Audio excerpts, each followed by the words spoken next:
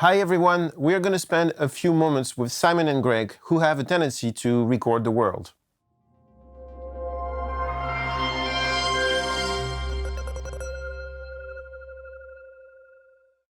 So, who are you, Simon? And who's Simon, who's Greg? I'm Simon. I'm Greg.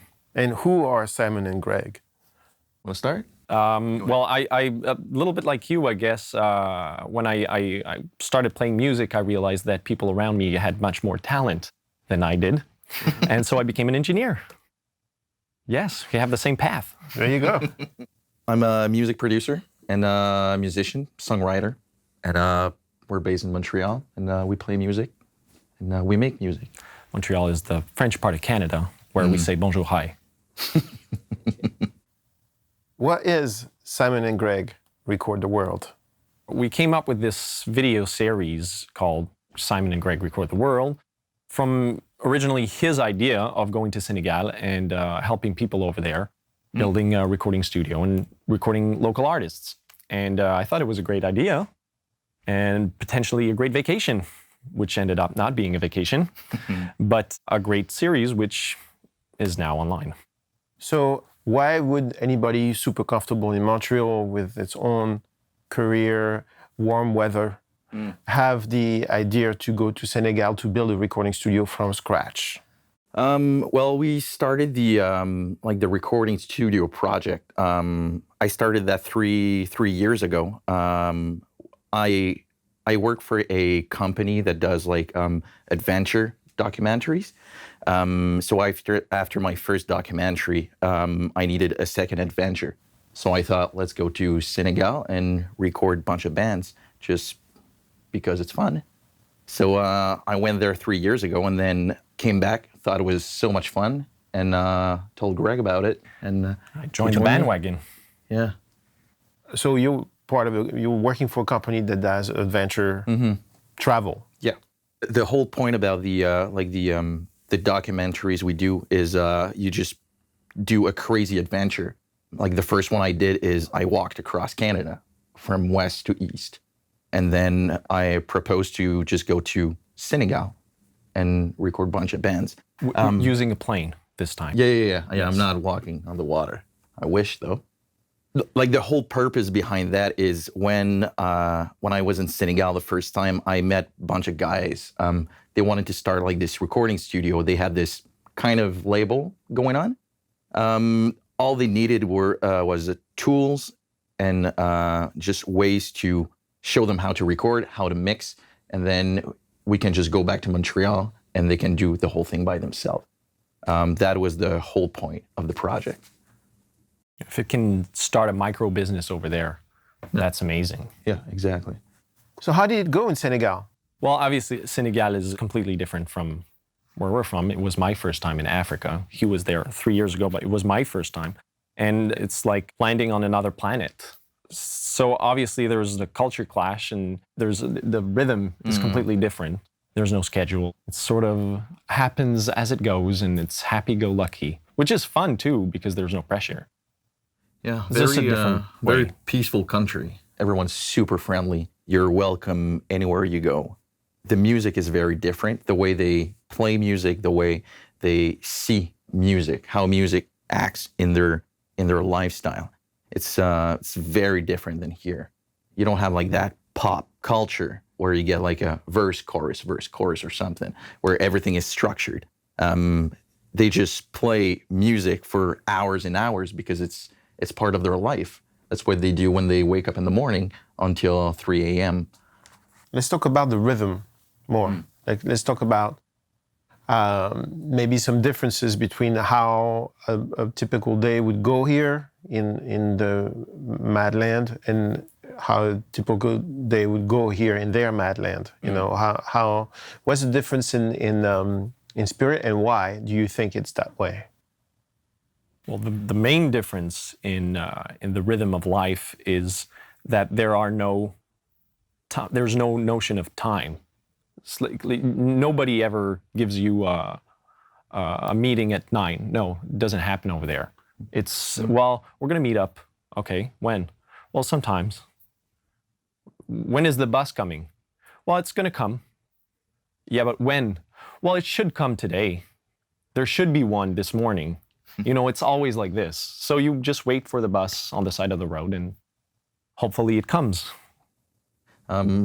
Like typically in a recording studio at home, we would start the day at like 9, 10, whenever the musician wakes up. And then you would record all day until like 9 or 10 at night. There it's a little different. Usually we would start at 4 or 5 in the afternoon. Yes, and that's by saying we should start at noon. Yeah. So it's just a different rhythm. We're stressed for a lot of things, and they're not. So, and that's the other side, is that they're never stressed. There's no stress over there. Yeah, we look like 2 crazy chicken running around. Oh yeah. 2 headless chicken going like, but why aren't we recording? We should be recording. And they're like, well, the musician is not there, or he forgot the guitar. Or there's no power. There's no power. It's okay. The episode where we record everything on the Zoom is amazing because, everything is recorded on batteries.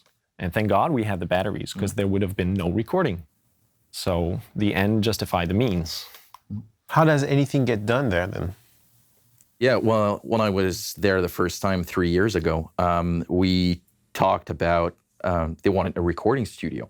So the first thing I did was we went to Gambia and I bought like a small condenser microphone and then a sound card just to get them ready, And then it took them like just a long time to build a recording studio and just to get things done.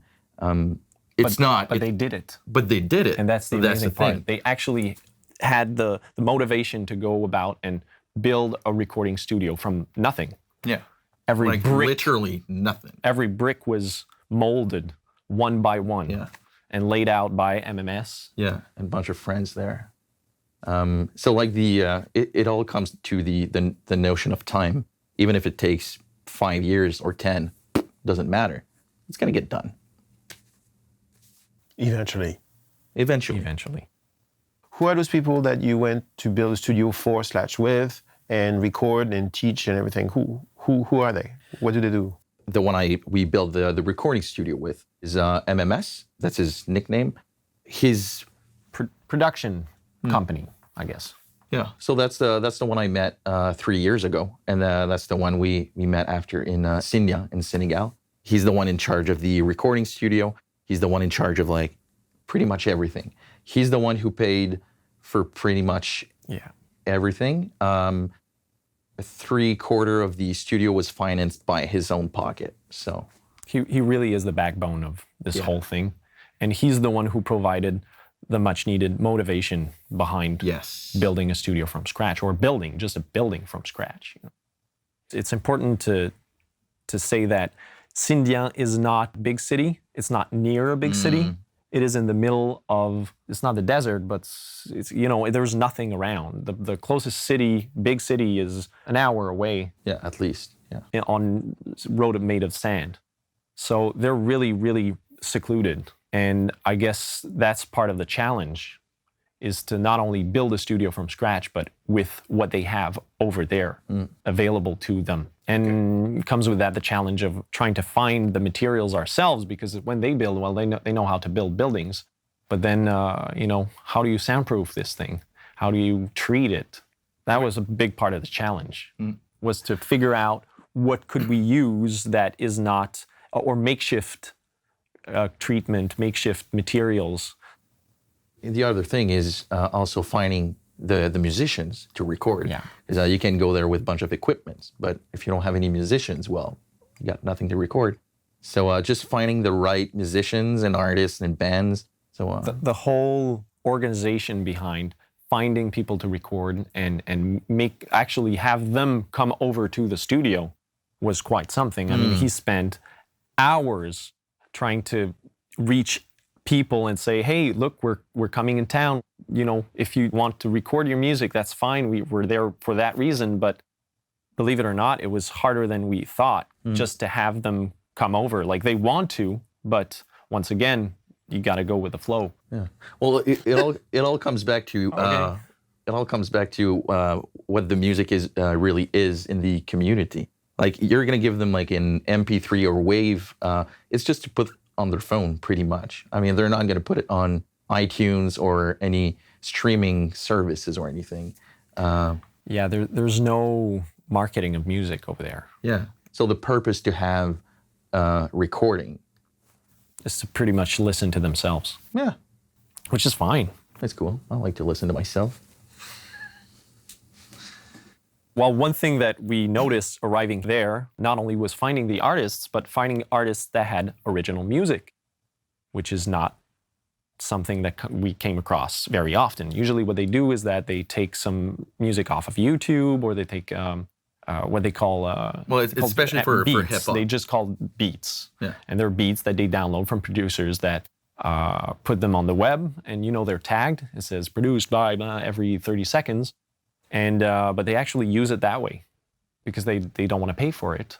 But that's okay. So it's kind of part of the culture to just have these ripped off music, and then they rap over it. But obviously we can't do that. No. We can't record an artist with a rip-off beat or something that's clearly produced by Dr. Dre in 1999. Yeah, so we came across a bunch of beat makers that we motivated them to, to create beats and just to use their original stuff. I've met one that like the whole goal was everything was made like in Fruity Loops, so you got those cheesy sound a bit, So the whole point was just to take all those sounds and replace them with real instruments and make real loops. So it was to show them how to do it, how to record it, how to loop stuff. It's just another way to work. So you arrive in this island of few people in an ocean of nothing, right? And what kind of music scene did you find? The type of music scene that was over there was very, well, obviously it's local because they don't travel, they can't travel long ways to come over to that very secluded place.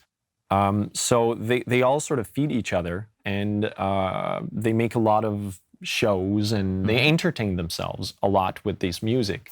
So it becomes sort of the center of concerts and soirées and little events that they organize, and that's also one of MMS's big thing, is to produce these events, which are, galas or evenings that people come together, eat a meal, and listen to local artists.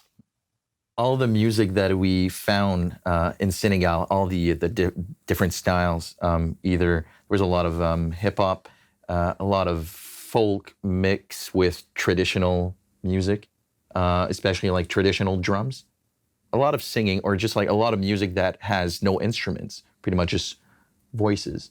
There was a lot of religious music, because religion is a big part of the country.